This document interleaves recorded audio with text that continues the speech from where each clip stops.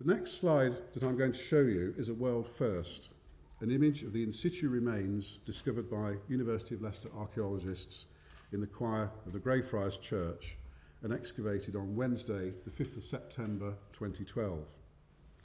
It was an extraordinary discovery that stunned all of us and has led to the 5-month scientific and archaeological investigation culminating in this announcement today. The skeleton was in good condition and apart from the hands and sternum remained in articulation. The feet were missing, almost certainly as a result of later disturbance. And, of course, the evidence for scoliosis or curvature of the spine could be plainly seen. There was no evidence for a coffin in the form of nails or impressions in the soil, or for a shroud, which might be expected to leave the bones in a rather more compact position. There was no evidence for clothing, objects of personal adornment, or other goods in the grave. A corroded iron object was found beneath 2 of the vertebrae, and although initial X-rays suggested the presence of a barb, indicating that it was perhaps an arrowhead, more detailed analysis has now confirmed that it's more likely to be a Roman nail disturbed from earlier levels. There were other unusual aspects to the interment. Whilst the lower limbs were fully extended, suggesting they were laid in the grave first, the torso was twisted and unusually the head was propped upright against the northwest corner of the grave, much higher than the rest of the skeleton, with the mandible open.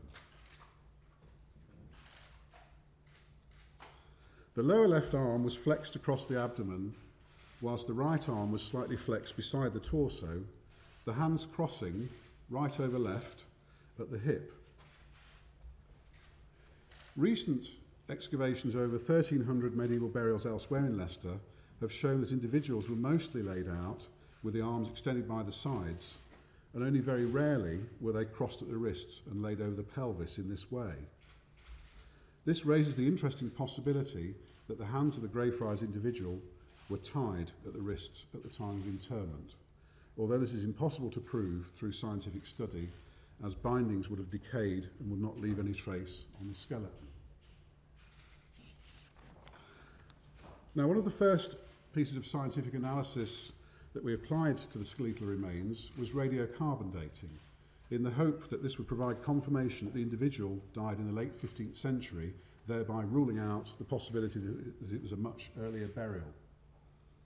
2 fragments of rib bone were sent to 2 different radiocarbon dating laboratories for analysis.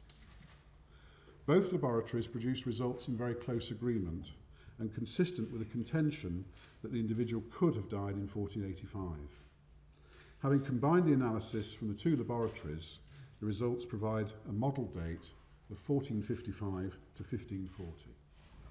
It falls to me as the lead archaeologist in the search for Richard III to announce the conclusion we have reached at the University of Leicester concerning the identity of the Greyfriars skeleton.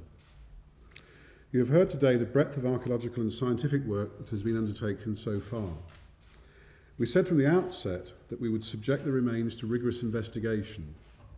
This has been done under intense media scrutiny, but that has not detracted in any way from our intent and purpose to conduct world-class research on what was potentially one of the most exciting archaeological discoveries of recent years.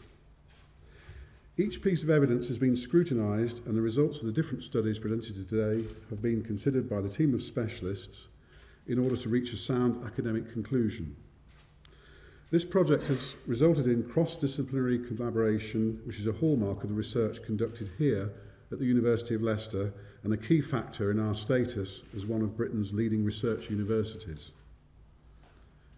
It has been an honour and a privilege for all of us to be at the centre of a project that has had such phenomenal global interest and mass public appeal. Rarely have the conclusions of academic research been so eagerly awaited. It is the academic conclusion of the University of Leicester that, beyond reasonable doubt, the individual exhumed at Greyfriars in September 2012 is indeed Richard III.